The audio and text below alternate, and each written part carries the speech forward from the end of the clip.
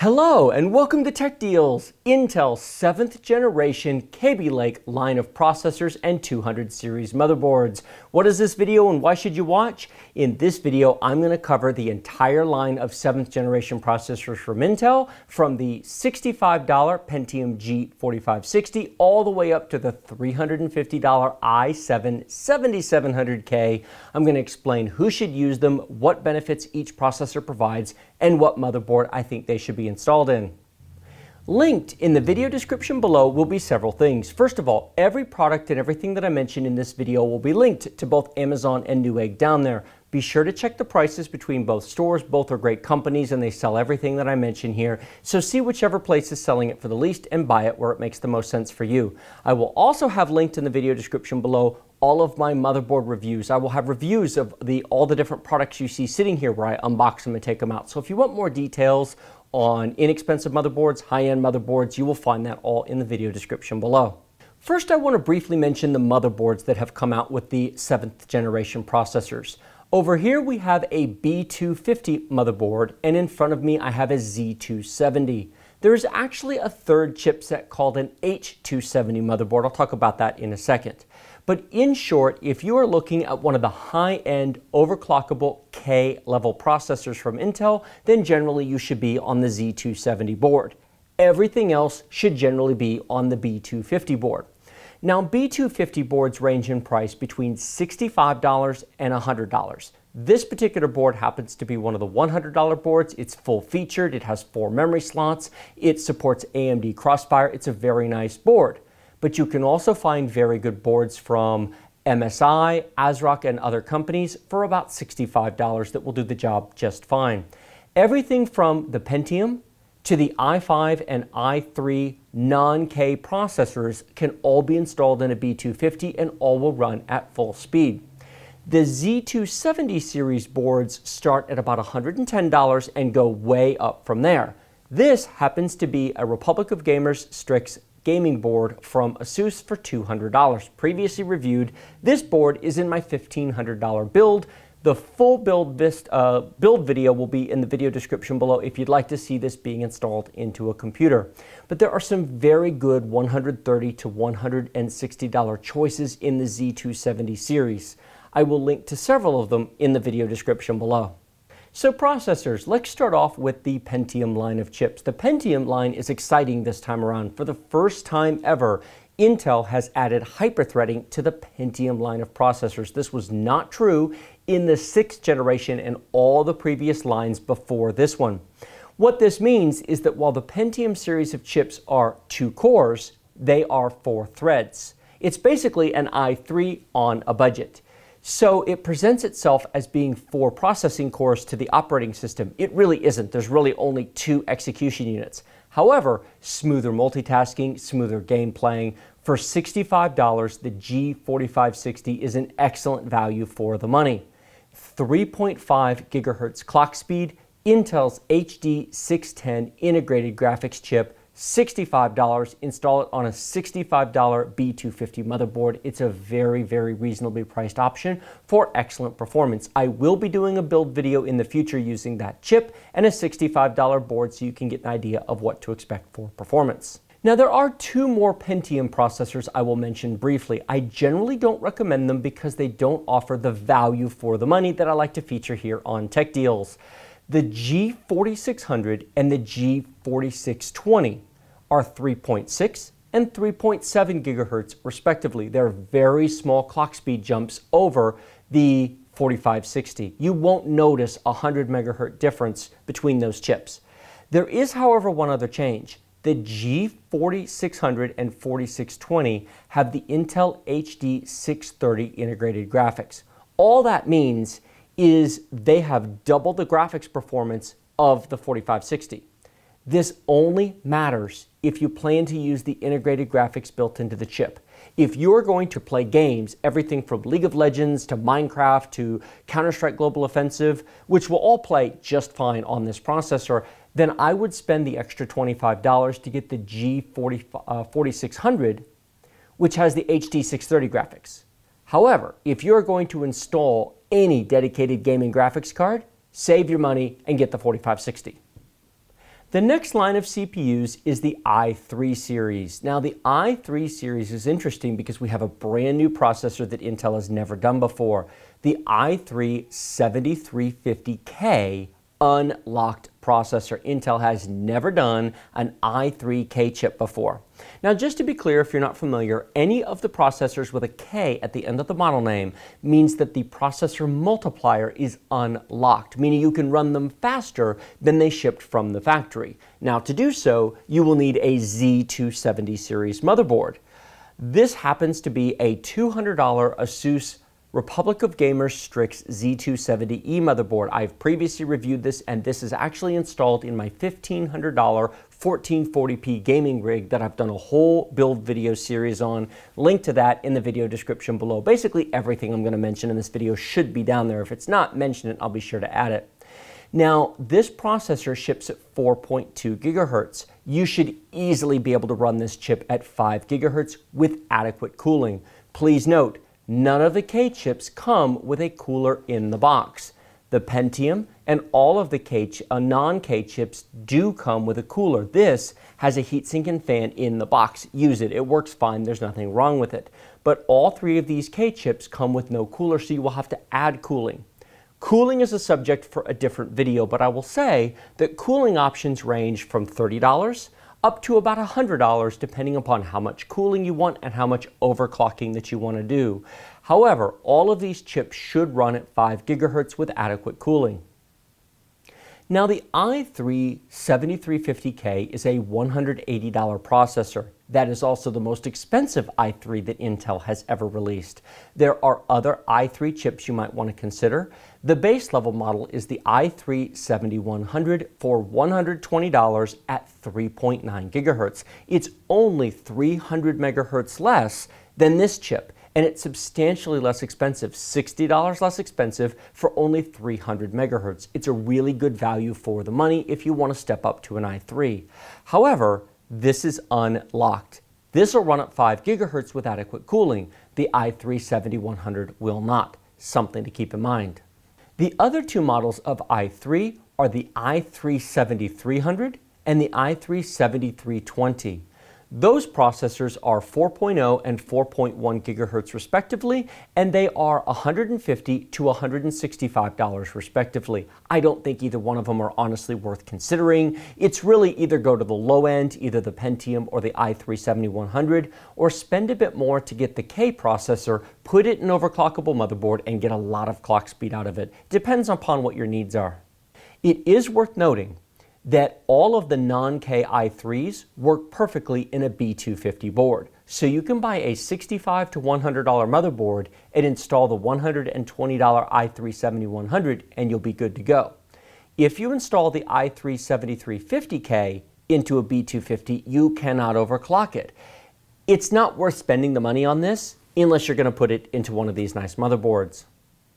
Finally, one point to be clear about the entire i3 line is that just like the Pentium line, they are 2 cores and 4 threads.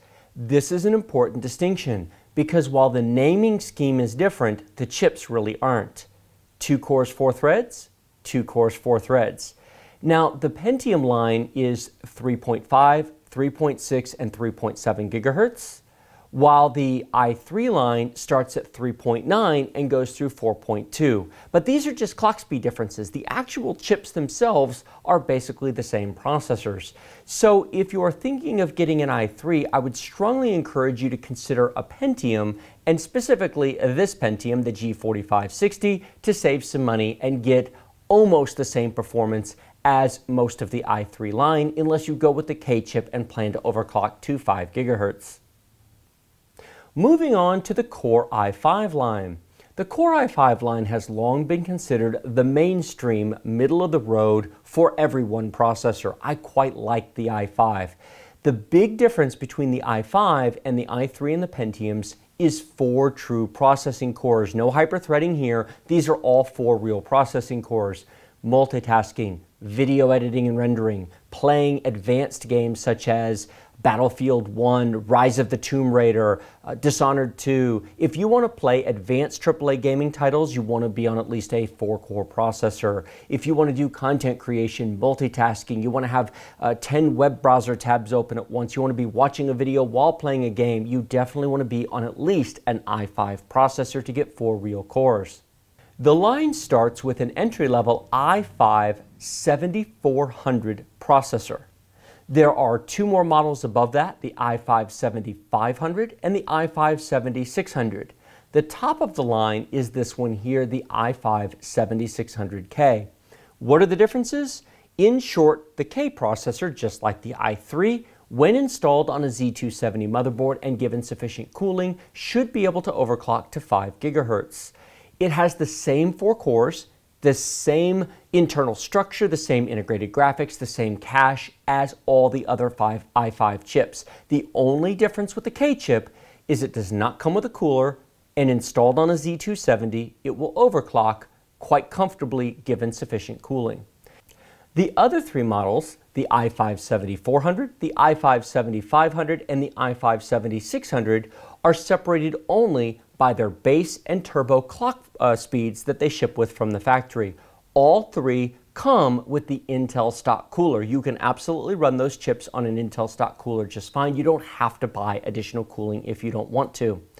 The i5-7400 has a base clock speed of 3.0 GHz, turbo boosting to 3.5.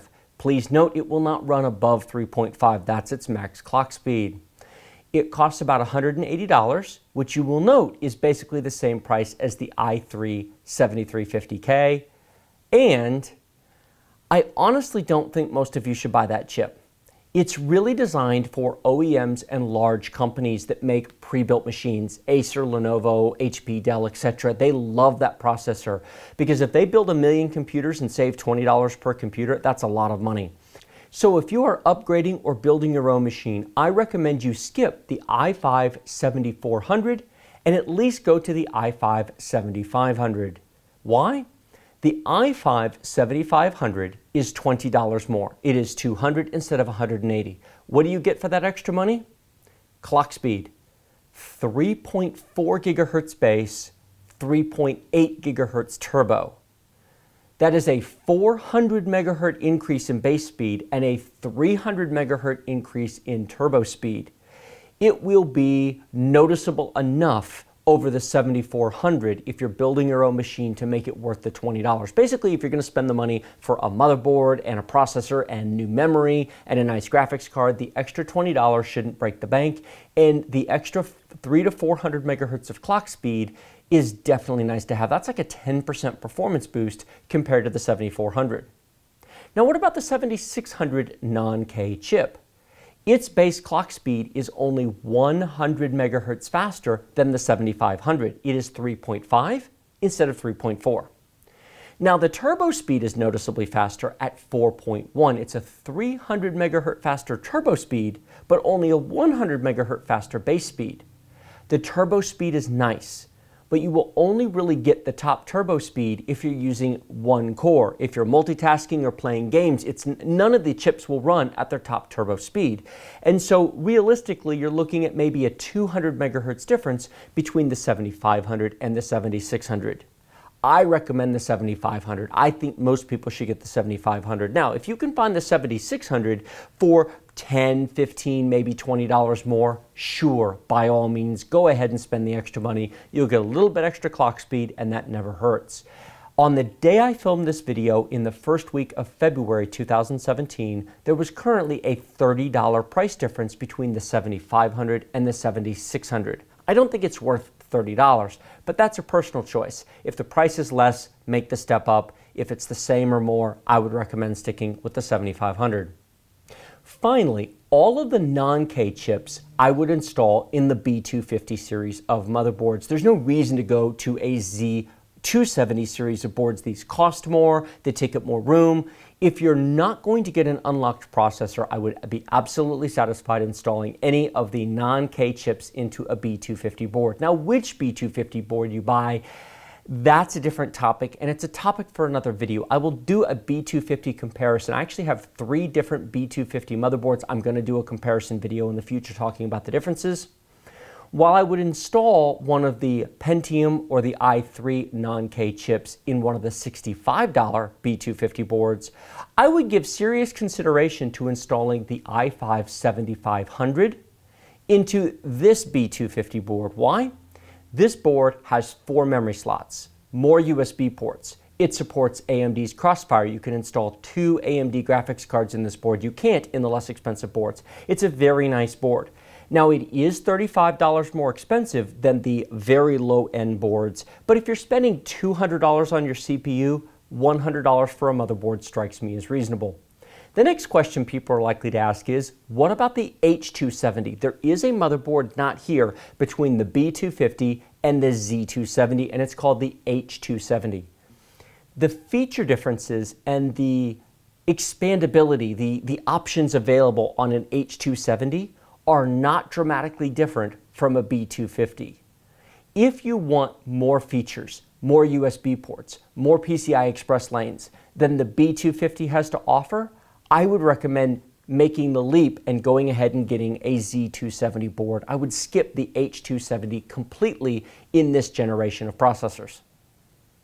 Now, I've mentioned the Z270 several times. Let me mention prices for a minute. There are Z270 boards as low as $110. I actually have one of them from Gigabyte. You'll be seeing an upcoming video on that board. Now, this is a $200 board, and there's many boards in between, $130, $150, $170, and they go up from there. You can absolutely install any of these CPUs on a Z board, but if you're gonna buy a Z board, get a K processor. It at least gives you the option to overclock it if you want. And speaking of Z boards, that brings us to the i5-7600K. Now, this processor has a base clock speed of 4.2, but that doesn't matter. If you're buying a K chip and you're installing it on a Z board, you're going to overclock it, or you should be anyway. So the shipping clock speed really shouldn't matter. This will run comfortably with adequate cooling. A good 120 to 240 millimeter liquid cooler will easily run this at 5 gigahertz. Now, if you want to install a less expensive air cooler on it, such as a Hyper 212 Evo from Cooler Master for $30, you may not get 5 gigahertz out of it. You may only get 4.8. Honestly, the performance difference between 4.8 and 5 is not a large difference. That's a fairly small difference. It's more psychological in your mind to hit that 5.0 number than it is any real difference between 4.8 and 5.0. But you can absolutely drop it down a little bit and use a less expensive cooler if you want to. That brings us to the i7 series of processors. What is this and why should you consider one? Well, there are actually 2 different i7 processors, but there's really only one that I think you should consider. This is the Core i7-7700K for $350. There is an i7-7700 non-K chip for about $30 less expensive. I don't think it's worth considering. The i7-7700 runs at 3.6 gigahertz base speed, turbo boosting to 4.2. Now, it does come with an Intel heatsink and fan, although I think 4.2 is quite high for that chip, but it will run on it.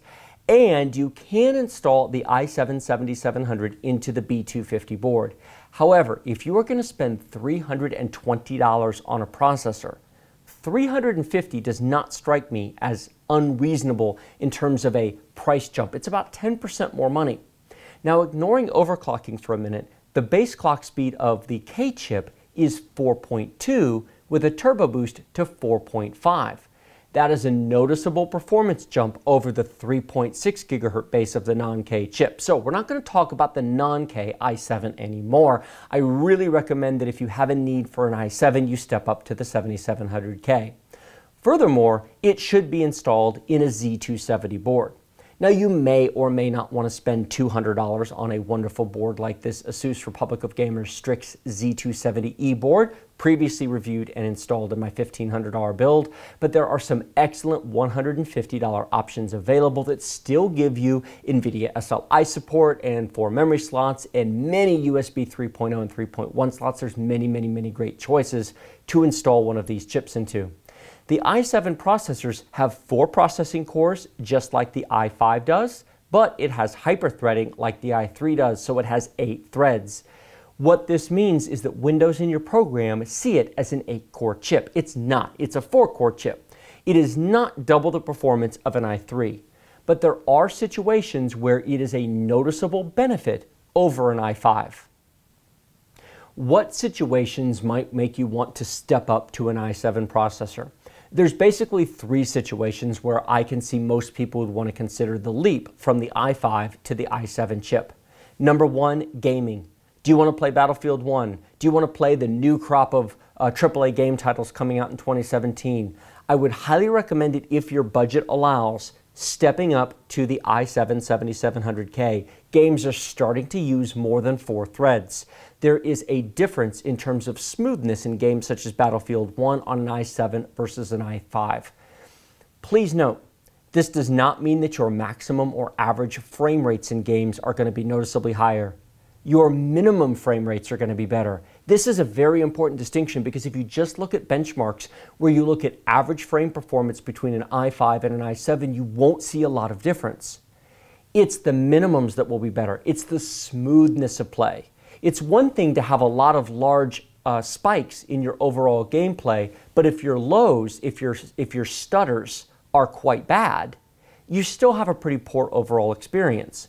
One of the things the extra threads on an i7 give a game like Battlefield 1 that will use more than 4 threads is the ability to run smoother, not faster, smoother. The second reason you might consider an i7 processor is content creation. If you are serious about doing video editing, video rendering, 3D animation, anything to do with content creation, the extra money spent on an i7 processor will pay for itself over the 3 to 5 years that you're likely to own such a chip. Again, just like games, having an i7 does not mean that your videos will render twice as fast, but they will render up to 30% faster depending upon the video, the application you're using, and how well it can actually utilize the hyperthreads to better optimize the render process. I have seen a performance jump in the low single digits all the way up to 30% depending upon the application being used. 3D rendering really loves i7s over i5s, but if you're serious about it, if you're doing a lot of content, it's $100 more give or take. Get the i7 and be happy with your machine. Let me offer one addendum there. If you are very casual with video, if you just record some casual gameplay, you render it in 1080p and you upload to YouTube for fun, an i5 is fine. There's nothing wrong with an i5 for that application. If you're working in 4K video or you do anything remotely approaching the tag professional, get the i7. And the third group of people who should consider an i7 are professional workstation users, multitasking users, anybody who would consider their computer to be a server or multi-user workstation. If you have virtual machines running in the background, if you are doing heavy multitasking, if you are having multiple people access the computer remotely and running programs on it, by all means, definitely get the most CPU you can possibly afford. Those type of situations call for lots of threads, lots of cores, lots of on-chip cache. Definitely get at least an i7, maybe even more than this depending upon your needs, but I wouldn't get anything less than an i7 for that type of use case. So this has been my summary of the 7th generation of Kaby Lake processors and motherboards. Now, everything I've mentioned in this video will be linked in the video description below. I know it's a lot of information, that's why I've put some of it up here in text as the video has gone along. Let me just do a quick recap. Budget-oriented users looking for a nice upgrade on a very small budget, $65 for the Pentium G4560, $65 for a B250 motherboard. Those will be the links, first links down in the video description below. Great entry-level budget option. Most mainstream users, I would recommend an i5, either an i5-7500 on a B250 board such as this one, or an i5-7600K installed on a Z270 board such as this one. And for power users, go with the i7. It's worth the extra money. Games and multitasking and programs are using those hyperthreads now. A year or two ago, I wouldn't have given that advice. I would have said for games, an i5 is all you need. That's changed. So my advice in 2017 is for heavy hardcore game users, i7, mainstream users, i5, And probably everybody else is perfectly happy with a Pentium G4560. Like this video if you like it, share it with your friends if you loved it. Remember to subscribe to my channel using the big huge red button directly below this video. Questions and comments in the comment section below. And as always, check out my video description. There will be a lot of links down there, links to my other motherboard reviews, links to Amazon and Newegg for everything I've mentioned in this video. If you found this helpful in any way, if you want to help me out, use the links in the video description below. I will greatly appreciate it. Thank you so much for watching. I will see you in the next video.